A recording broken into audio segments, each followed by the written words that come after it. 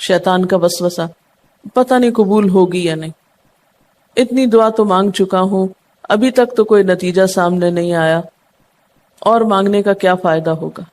کیا واقعی دعا مانگتے ہوئے یہ وسوسہ نہیں آتا سب کو؟ یا یہ مایوسی کی کیفیت نہیں آتی، میری تو نہیں سنی جا سکتی، معلوم نہیں وہ کون خوش قسمت ہیں جن کی دعائیں سنی جاتی، اس لیے چلو کسی اور سے کہہ دیتے ہیں وہ میرے لیے دعا کر دے، اپنے لیے خود کیا کرنا۔ تو شیطان ہمیشہ دعا مانگنے کے عمل میں رخنا ڈالتا ہے، خلل پیدا کرتا ہے، کیونکہ دعا ایک ایسا عمل ہے جو اللہ اور بندے کے درمیان ایک محبت کا تعلق پیدا کرتا ہے، ایک اپنائیت کا تعلق پیدا کرتا ہے، ایک تقرب کا تعلق پیدا کرتا ہے۔ جب انسان اپنے رب سے مانگتا ہے تو اس کا احسان مند ہوتا ہے، اس کے قریب آ جاتا ہے، اور مانگتا انسان کس سے ہے؟ جس پر مان ہوتا ہے، جس پر یہ یقین ہوتا ہے کہ وہ دے گا، جس پر اعتماد ہوتا ہے کہ وہ میرا بہت خیر خواہ ہے، میرا بھلا کرنے والا ہے۔ انسان ہر ایک سے نہیں مانگ سکتا، ہر ایک کے سامنے اپنی ضرورت نہیں رکھ سکتا۔ تو اگر دیکھا جائے تو ایک اللہ کی ذات ایسی ہے کہ جس سے یہ ساری توقعات پوری ہو سکتی، اللہ کے سوا کوئی نہیں کہ جو انسان کے ساتھ ایسا معاملہ کر سکے۔ اس لیے تمہارا رب کہتا ہے کہ مجھ سے مانگو، اس کو پسند ہے بندوں کا مانگنا۔ اچھا، یہ جو دعا ہے اس میں صرف کسی چیز کا براہ راست نام لے کر مانگنا ہی شامل نہیں، یعنی مانگنے کے طریقوں میں صرف ایسا ہی نہیں کہ ہم کہ یا اللہ فلاں چیز مجھ کو دے دے۔ اس کے کئی انداز ہو سکتے ہیں۔ ایک تو یہی براہ راست کسی خاص چیز کا سوال کرنا، یہ بھی بہت اچھا ہے۔ بندوں سے سوال کرنا برا ہے، لیکن اللہ تعالیٰ سے سوال کرنا تو عبادت کا درجہ رکھتا ہے۔ یعنی کتنا پیار آتا ہے نا اللہ تعالیٰ پہ کہ ضرورت ہماری ہے اور ہمارے اس مانگنے کے عمل کو بھی عبادت کہہ رہا ہے، کیونکہ ایک تعلق ہے نا، وہ وقت اس کی یاد میں گزرتا ہے، اس کی طرف متوجہ ہو کر گزرتا ہے، اس لیے وہ وقت بھی عبادت بن جاتا ہے، وہ عمل بھی عبادت ہو جاتا ہے۔ تو ایک تو یہ کہ جیسے ہم سوال کرتے ہیں اللہم انی اسألک کہہ کے دعا مانگتے ہیں، کہ جتنی مسنون دعا میں آپ نے دیکھا ہوگا اسألک برابر سوال کا لفظ ہے۔ لیکن کچھ دعائیں ایسی ہوتی ہیں جس میں سوال نہیں کیا جاتا، صرف اللہ تعالیٰ کی حمد و ثنا کر دی جاتی ہے، جیسے حضرت ایوب علیہ السلام نے کہا تھا انی مسنی الضر وانت ارحم الراحمین۔ یہ بھی دعا کا ایک انداز ہے، مانگا کچھ بھی نہیں، بس اپنی تکلیف کا اظہار کر دیا اور اللہ تعالیٰ کی حمد و ثنا کر دی، مجھے تکلیف پہنچی ہے اور آپ سب سے بڑھ کے رحم فرمانے والے۔ یہ بھی نہیں کہا آپ رحم فرمائیے، کہ آپ تو سب سے بڑھ کے رحیم ہیں اور میری تکلیف آپ جانتے ہیں۔ یہ بھی ایک سٹائل ہے۔ اسی طرح کوئی ذکر کر دینا، مثلا استغفار پڑھنا۔ اب استغفار پڑھنے والے کے لیے کتنی خوشخبریاں ہیں کہ اس کا ہر مسئلہ آسان ہو سکتا ہے اس کی وجہ سے۔ خیر اس میں تو بخشش کی طلب ہوتی ہے، ایک طلب کا انداز ہے، لیکن استغفار جو ہے وہ عام دعا سے ذرا مختلف ہے۔ اسی طرح درود شریف پڑھنا، اس میں اپنے لیے تو آپ کچھ بھی نہیں مانگ رہے ہوتے، نبی صلی اللہ علیہ وسلم کے لیے مانگ رہے ہیں، لیکن وہاں کیا ہو رہا ہے کہ جب آپ ان کے لیے رحمت کی دعا مانگتے ہیں اللہ تعالیٰ آپ پہ 10 رحمتیں فرماتے ہیں۔ یہ بھی ایک مانگنے کا انداز ہے۔ اب درود شریف پڑھنا جو ہے باعث برکت بھی ہے، عبادت بھی ہے، ذکر بھی ہے اور ایک طرح کی دعا بھی ہے۔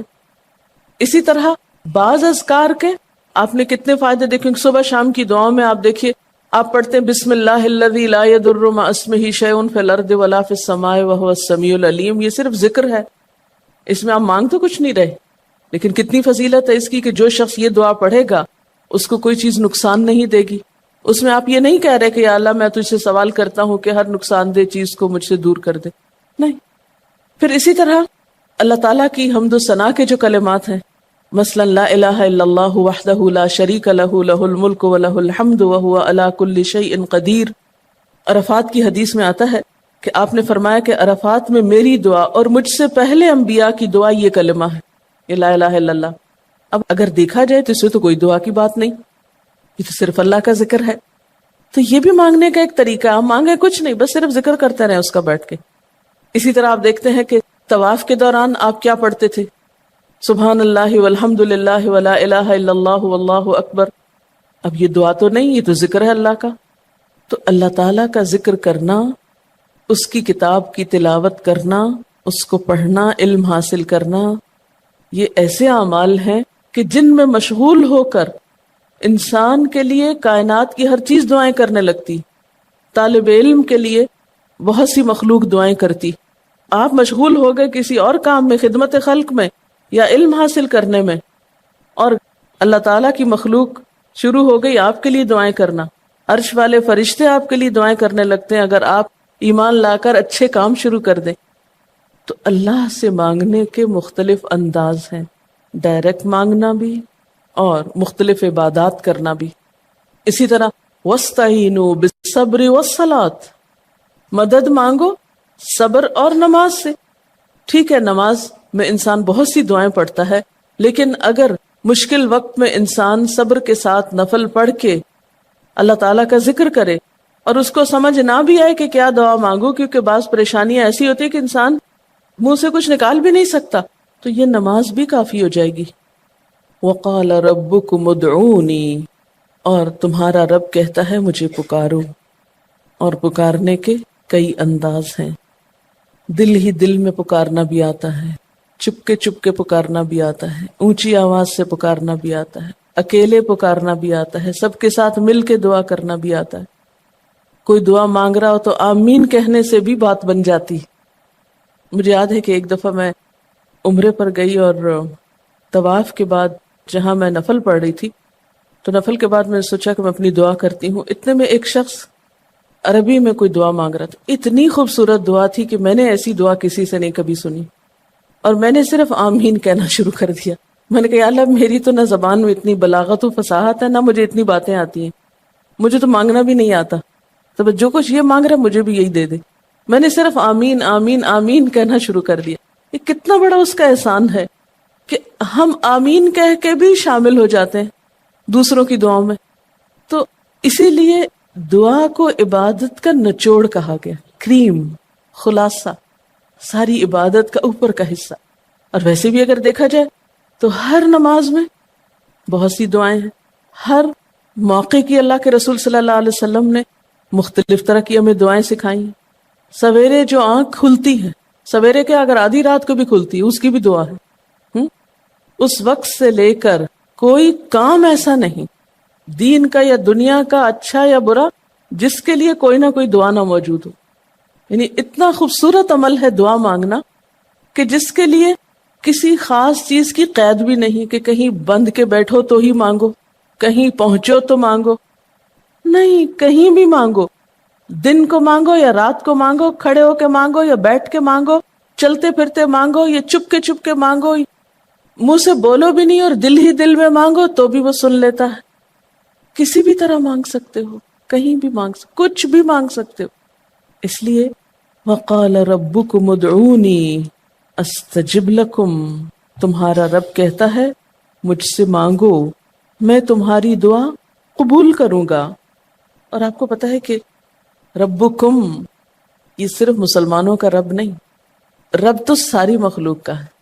کافر کا رب بھی وہی ہے، خواہ وہ مانے یا نہ مانے. اس لیے قبولیت دعا کے لیے مسلمان ہونا بھی شرط نہیں. اگر کوئی کافر بھی اللہ کو پکارتا ہے، اپنے رب کو پکارتا ہے، تو وہ اس کی بھی سنتا ہے. اور خصوصاً اگر وہ مظلوم ہو، کسی نے اس پہ ظلم کیا ہو، تو وہ فریاد فوراً اوپر پہنچتی ہے، خواہ وہ مسلمان نہ بھی ہو. اس لیے یہ جو دعائیں ہیں یہ آپ سب کو بتا سکتے ہیں، مسلم نان مسلم سب کو سکھا سکتے ہیں، تاکہ وہ اپنے رب کو پکارے اور رب ان کو ہدایت دے. اور پھر آپ دیکھیں گے کہ دعا کے ذریعے جو اللہ تعالیٰ پر اعتماد بیٹھتا ہے، اور اگر وہ خصوصاً یہ کہ جلدی قبول ہو جائے، تو اس وقت جو ایک خصوصی شکر کی کیفیت آتی ہے. لیکن یہ کہ مایوس نہیں ہونا. بات میں یہ کر رہی تھی کہ اس کے لیے کوئی شرط نہیں کہ کوئی شخص بہت نیک مسلمان ہو یا بہت اچھا مسلمان ہو، وہ تو گناہ گاروں کی بھی سنتا ہے. اس لیے بعض اوقات لوگ جب مایوس ہونے لگتے ہیں نا کہ ہم تو بہت گناہ گار ہیں، ہماری نہیں سنی جائے گی، تو انہیں مایوس نہیں ہونا چاہیے.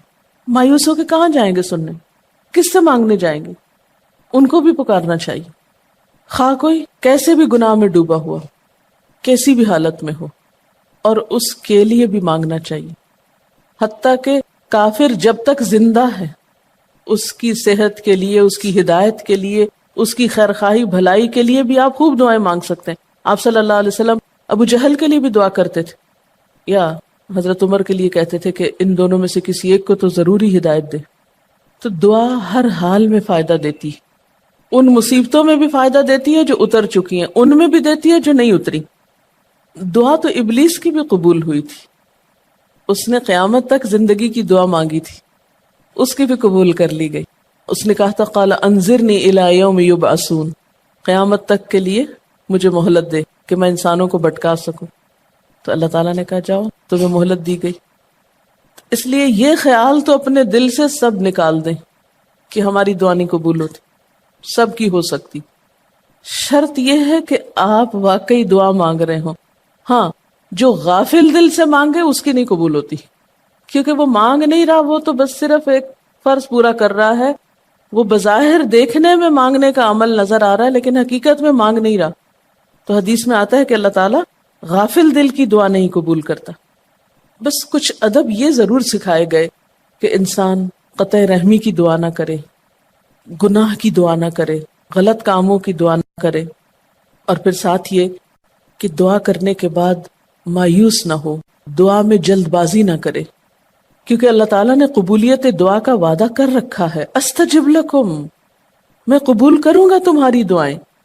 ہاں یہ ضرور ہے کہ قبولیت کی شکلیں مختلف ہوتی ہیں. بعض اوقات تو انسان کو بالکل وہی مل جاتا ہے جو وہ چاہتا ہے، بعض اوقات وہ نہیں ملتا جو وہ چاہتا ہے، بلکہ وہ دے دیا جاتا ہے جو اس کو زیادہ ضرورت ہوتا ہے. یعنی ہمارا تو علم اتنا محدود ہے نا، ہم ایک چیز مانگ رہے ہوتے ہیں جو ہمارے حق میں کوئی زیادہ اچھی نہیں ہوتی. اللہ تعالیٰ ہمارے لیے ہم سے بڑھ کر مہربان ہے، وہ ہمیں وہ نہیں دیتا بلکہ وہ دیتا ہے جو ہمیں اس سے زیادہ فائدہ دے سکتا ہے. اگر آپ اپنی گزشتہ زندگی کی دعاؤں پہ ایک نظر ڈالیں تو ہم کتنی چھوٹی چھوٹی چیزیں مانگتے رہے ہیں، اور اللہ تعالیٰ نے ہمیں اس سے بڑھ کر عطا کیا ہے.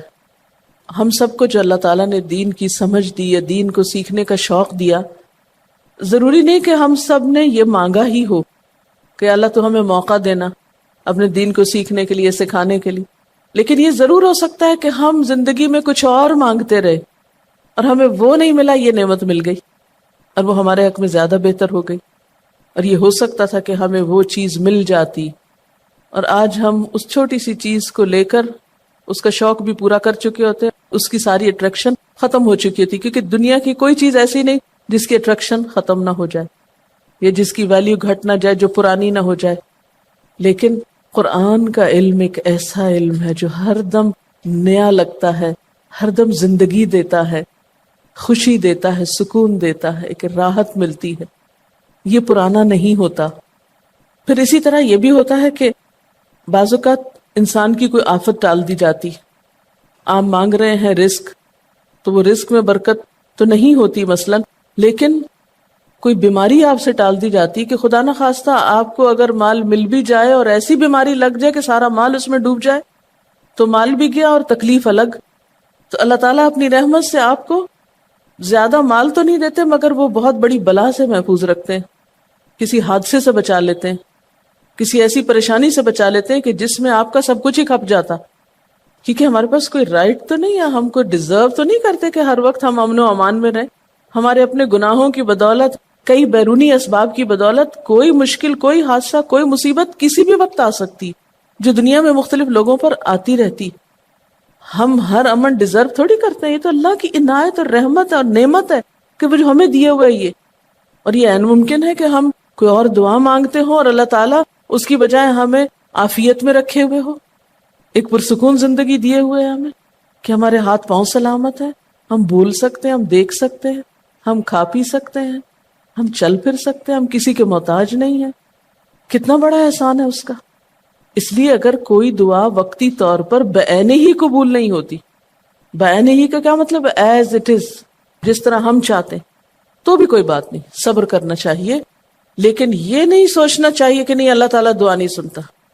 ایک اور جگہ پر بھی فرمایا وَإِذَا سَأَلَكَ عِبَادِي عَنِّي فَإِنِّي قَرِيبٌ أُجِيبُ دَعْوَةَ الدَّاعِ إِذَا دَعَانِ فَلْيَسْتَجِيبُوا لِي وَلْيُؤْمِنُوا بِي لَعَلَّهُمْ يَرْشُدُونَ. جب میرے بندے آپ سے میرے بارے میں سوال کریں تو آپ بتا دیجئے کہ میں قریب ہوں، بہت قریب ہوں. اجیب دعوت الداعی، میں پکارنے والے کی پکار کا جواب دیتا ہوں. استجب لکم، قبول کرتا ہوں. یہ ایسے دل کے بہلانے کے لیے نہیں کہا گیا، یہ حقیقت ہے، یہ سچ ہے، اس پر ہمارا ایمان اور یقین ہونا چاہیے پختہ، اور اس کو چھوڑ کر اوروں کے پاس نہیں جانا چاہیے، کسی اور سے نہیں مانگنا چاہیے، صرف اسی سے مانگنا چاہیے، کیونکہ یہ عبادت بھی ہے اور پھر وہ ہر چیز دینے کے قابل بھی ہے، اس کی قدرت، اس کا علم، اس کی رحمت ہر چیز پہ چھائی ہوئی ہے، اس لیے اس سے مانگتے چلے جاؤ، اور پھر کبھی ایک انداز سے، کبھی دوسرے انداز سے، کبھی تیسرے انداز سے، لیکن اس سے ہمیشہ اچھی امید رکھو، لا تقنطوا من رحمت اللہ۔ لیکن اس کے ساتھ ساتھ ہمیں کچھ فارمل آداب بھی سکھائے گئے ہیں، ایٹ ٹائمز ان کا بھی لحاظ رکھنا چاہیے، یعنی ہر وقت دعا مانگنے کے لیے فارمل انداز اختیار کرنے کی ضرورت نہیں ہے۔ مثلا صبح شام کے اذکار ہیں، چلتے پھرتے آپ پڑھ سکتے ہیں، اب مثلا باتھ روم میں داخل ہونے کی دعا ہے تو اب آپ پہلے سے تسبیح اور درود شریف تو نہیں اس کے پڑھیں گے، یا نکل کے وہ ساری فارمیلٹیز تو نہیں پوری کریں گے جو دعا کے اول آخر کی جاتی ہیں عموماً جو فارمل دعا مانگی جاتی۔ تو ایٹ ٹائمز آپ بس ڈائریکٹ دعا مانگ لیں، ایٹ ٹائمز آپ پوری فارمیلٹیز کے ساتھ مانگ لیں، اور اس میں آپ دیکھیے کہ فارمل دعا مانگنے کا طریقہ کیا ہے کہ اللہ تعالیٰ کی حمد و ثنا سے شروع کیا جائے، نبی صلی اللہ علیہ وسلم پر درود بھیجا جائے، پھر اسی طرح یہ ہے کہ دعا میں عاجزی ہونی چاہیے، مانگنے کا انداز غالب ہونا چاہیے، شعر کے انداز میں چیخ چلا کے دعا نہیں مانگنی چاہیے، یا تقریر کے انداز میں دعا نہیں مانگنی چاہیے، امید اور خوف کے درمیان اعتدال کے ساتھ، پھر اسی طرح یہ کہ دعا میں مبالغہ آرائی نہیں کرنی چاہیے، پھر اسی طرح کچھ چیزیں ایسی ہیں کہ جن کا اگر اہتمام کبھی ہو سکے کبھی کبھار تو بہت اچھا ہے، اور خصوصی جو قبولیت کے اوقات ہیں ان کا لحاظ رکھتے ہوئے ان مواقع سے فائدہ اٹھانا چاہیے، مثلا رات کے تیسرے حصے میں یعنی سحر کے وقت، پھر اسی طرح اذان اور اقامت کے درمیان، صف میں کھڑے ہو کر، صدقہ کرنے کے بعد،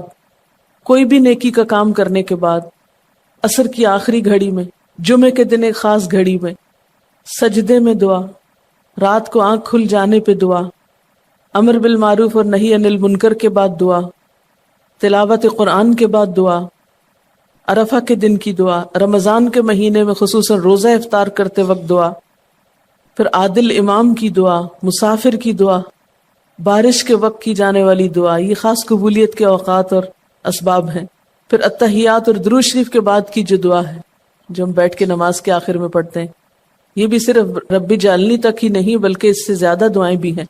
پھر اسی طرح جب اللہ تعالیٰ پر بہت پیار آ رہا ہو، بہت دل اس کی طرف متوجہ ہو، کیونکہ اللہ تعالیٰ غافل دل کی دعا نہیں سنتے، تو جب دل بہت متوجہ ہو تو فوراً دعا کے بھی فائدہ اٹھا لیں۔ اسی طرح اضطراری کیفیت میں، بہت بے چینی کے وقت، جب کچھ سمجھ میں نہ آ رہا ہو، بیماری کے وقت، پھر اسی طرح سفر کے وقت، پھر اولاد کی دعا ماں باپ کے لیے، ماں باپ کی دعا اولاد کے لیے، استاد کی دعا شاگردوں کے لیے، شاگردوں کی دعا استاد کے لیے، اور جب دعا مانگے تو انداز کیا ربنا اغفر لی ولوالدی وللمؤمنین، اپنی ذات سے شروع کر کے والدین یا قریبی لوگوں کے بعد پھر سب کے لیے عام دعا، پھر اسی طرح وضو کے بعد کی دعا، کعبہ کو دیکھتے وقت جب پہلی نظر سے دیکھیں، پھر حتیم کے اندر، پھر سعی اور طواف کرتے وقت دعائیں پڑھنا، پھر مزدلفہ میں۔ لیکن یاد رکھیے کہ ان قبولیت کے خاص مواقع اور مقامات کے علاوہ دعا تو کسی بھی وقت کی جا سکتی اور کوئی بھی گھڑی قبولیت کی گھڑی ہو سکتی، اس لیے ہمیشہ دعا مانگتے وقت یہ یقین رکھیں کہ اللہ تعالیٰ قبول کرے گا، مایوسی کے ساتھ دعا نہ ہو، کیونکہ جتنی ہماری دعا کے اندر یقین کی کیفیت ہوگی اتنا ہی انشاءاللہ قبولیت کے چانسز زیادہ ہوں گے۔ یعنی عزم کے ساتھ دعا مانگنی چاہیے، یہ نہیں کہنا چاہیے یا اللہ تو چاہے تو قبول کر، نہیں چاہتا تو نہ کر، یہ نہیں کہنا چاہیے کبھی بھی، نہیں یا اللہ تو کر سکتا ہے تو قبول فرما۔ پھر اسی طرح آپ دیکھیں کہ مظلوم کی بد دعا جو ہے وہ بہت تیزی سے قبول ہوتی، کہتے ہیں نا مظلوم کی بد دعا سے بچو کیونکہ وہ کہاں جا پہنچتی ہے؟ ساتویں آسمان تک۔ اور پھر آپ دیکھیے کہ نبی صلی اللہ علیہ وسلم نے فرمایا لا يرد القضاء الا الدعاء، قضاء کو کوئی چیز نہیں ٹال سکتی مگر دعا، یعنی تقدیر بھی بدل دیتی۔ آپ صلی اللہ علیہ وسلم نے فرمایا آدمی جب کبھی اللہ سے دعا مانگتا ہے اللہ تعالیٰ اسے یا تو وہی چیز دے دیتا ہے جس کی اس نے دعا کی تھی، یا اس درجے کی کوئی بلا آنے پہ اس سے روک دیتا ہے۔ آپ صلی اللہ علیہ وسلم نے فرمایا بندے کی دعا قبول کی جاتی ہے بشرطے کہ وہ کسی گناہ کی یا قطع رحمی کی دعا نہ کرے اور جلد بازی سے کام نہ لے۔ عرض کیا گیا جلد بازی کیا ہے یا رسول اللہ؟ فرمایا جلد بازی یہ ہے کہ آدمی کہے میں نے بہت دعا کی مگر میں دیکھتا ہوں کہ میری دعا قبول ہی نہیں ہوتی، اور یہ کہہ کر آدمی تھک جائے اور دعا مانگنی چھوڑ دے۔ نہیں، دعا سے کبھی نہ تھکے، اس لیے کہ اللہ کی نگاہ میں دعا سے بڑھ کر کوئی چیز باوقت نہیں۔ لیس شیء اکرم علی اللہ من الدعاء۔ اور پھر خصوصاً اللہ کا فضل مانگنا، قرآن پاک میں بھی اللہ تعالیٰ فرماتے ہیں وَاسْأَلُوا اللَّهَ مِنْ فَضْلِهِ، اللہ سے اس کے فضل کا سوال کرو۔ پھر اسی طرح عافیت کی دعا کہ اللہ تعالیٰ ہر حادثے مصیبت تکلیف پریشانی سے بچا کر رکھے، یہ دعا بھی بہت پسندیدہ ہے اللہ تعالیٰ کے نزدیک۔ آپ صلی اللہ علیہ وسلم نے فرمایا دعا ہر حال میں فائدہ دیتی ہے، ان بلاؤں کے معاملے میں جو نازل ہو چکی اور ان کے معاملے میں جو نازل نہیں ہوئی، بس اے بندگان خدا تم ضرور دعا مانگا کرو۔ اور پھر آخری بات کہ تم میں سے ہر شخص کو اپنی ہر حاجت اپنے رب سے مانگنی چاہیے، حتیٰ کہ اگر جوتی کا تسمہ بھی ٹوٹ جائے تو بھی اللہ تعالیٰ سے دعا کرے، یعنی چھوٹی چھوٹی چیزوں میں بھی جب ضرورت پیش آئے تو اللہ کی طرف رجوع کرے۔ وَقَالَ رَبُّكُمُ ادْعُونِي أَسْتَجِبْ لَكُمْ، اور تمہارا رب کہتا ہے کہ مجھے پکارو